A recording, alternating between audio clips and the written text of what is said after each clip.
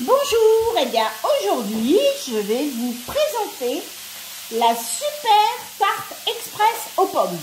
Hyper facile, hyper rapide, quand on n'a pas beaucoup de temps, comme aujourd'hui, et ben on fait en dessert une tarte express aux pommes et quand on n'a pas assez de pommes, et ben on fait avec ce que l'on a.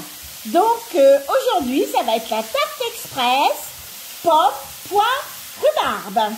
Voilà, et vous allez voir, vraiment pas du tout longue à faire. Donc j'ai préparé,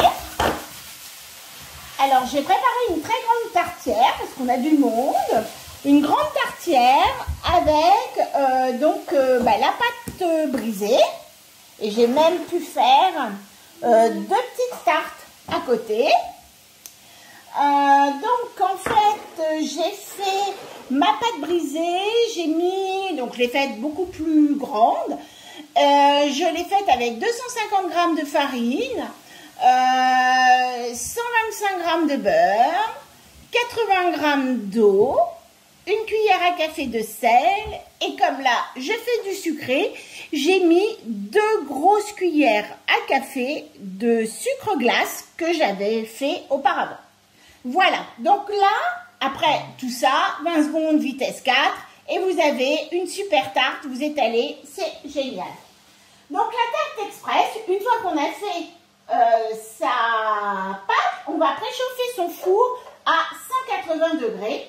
Donc là, c'est pour un moule de 26 cm, donc là déjà, je suis au-dessus des 26 cm, et en plus j'ai 2. Donc moi, je vais mettre un petit peu plus en quantité.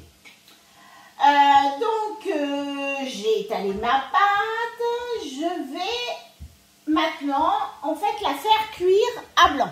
Donc pour la faire cuire à blanc, moi j'ai des haricots que je vais aller chercher, voilà.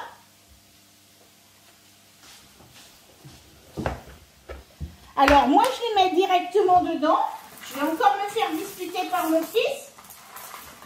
Parce que c'est mieux de mettre un papier sulfurisé.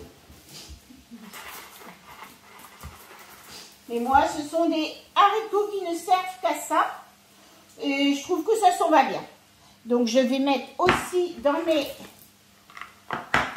tartières. En fait, ça va éviter que votre pâte se rétrécisse trop.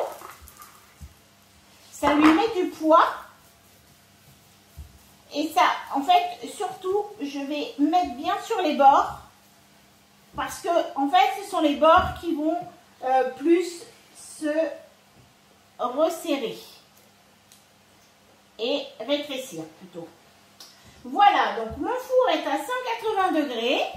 Charlotte va me l'ouvrir et je vais mettre au four à 180 degrés. Pendant, alors, on dit 5 minutes.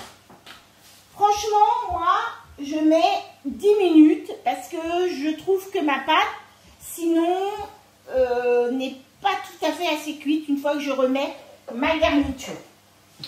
Donc voilà, donc moi je mets 10 minutes. Voilà, c'est toujours les petites astuces, hein. C'est vrai que je fais jamais les recettes comme elles sont. Donc là, je vais mettre... Normalement, on met 600 g de pommes épluchées et coupées simplement en 4. Donc, comme je vous ai dit, moi déjà, j'avais pas assez. Et moi, je vais mettre des poires, des pommes, de la rhubarbe. Et je vais mettre 900 g puisque j'ai beaucoup plus en quantité. Donc, je mets mes petits bâtons de rhubarbe, je mets mes pommes, je mets mes poires. Sinon, d'habitude, je fais souvent pomme-poire. Et franchement, pomme-poire, c'est sympa. La poire apporte un autre petit goût à la pomme. Bon, si on a que la pomme, eh ben, on met que de la pomme. Il n'y a pas de souci. Donc là, j'ai 900 g. Je vais ajouter donc, non pas 2 œufs, mais 3 œufs.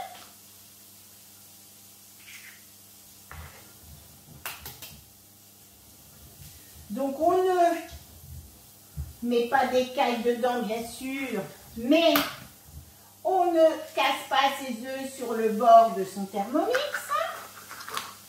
puisqu'on a une balance qui est un élément de précision et on va sinon l'abîmer. Je vais mettre donc 50 g de sucre roux, même un peu plus. Alors pourquoi? Parce que j'ai mis de la rhubarbe et que la rhubarbe apporte de l'acidité. Et pour contrecarrer l'acidité, on va y mettre du sucre. Voilà. Je vais insérer mon couvercle avec mon gobelet de hauteur. Et là, je fais 4 secondes vitesse 4. Donc 4 secondes vitesse 4.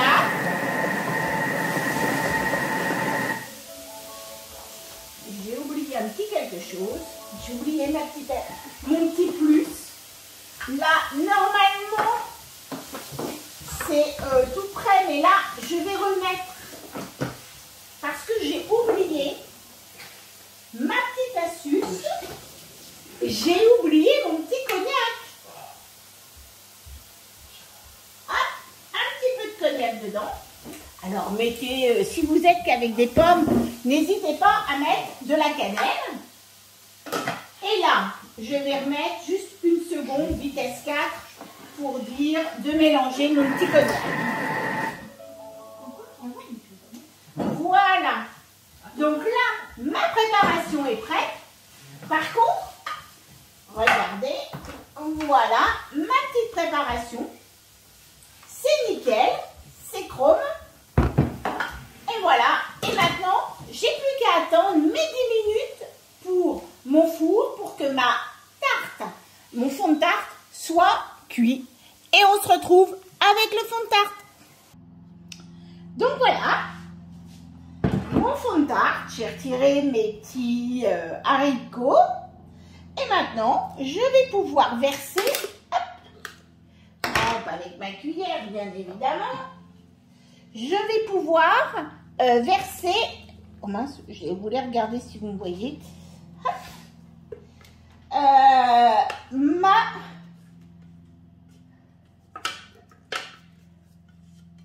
petite mixture.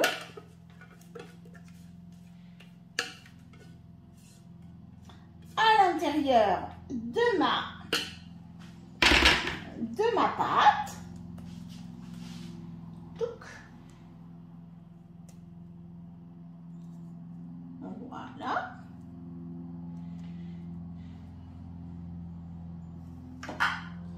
J'en ai un petit peu sur le couvercle. Hop. Je ne gâche rien. Et donc maintenant, on va le mettre 30 à 40 minutes au four. Hop, on va le remettre donc à 180 degrés. Et vous allez avoir une tarte tip top en quelques secondes. Voilà, donc là, hop, on se revoit pour le résultat.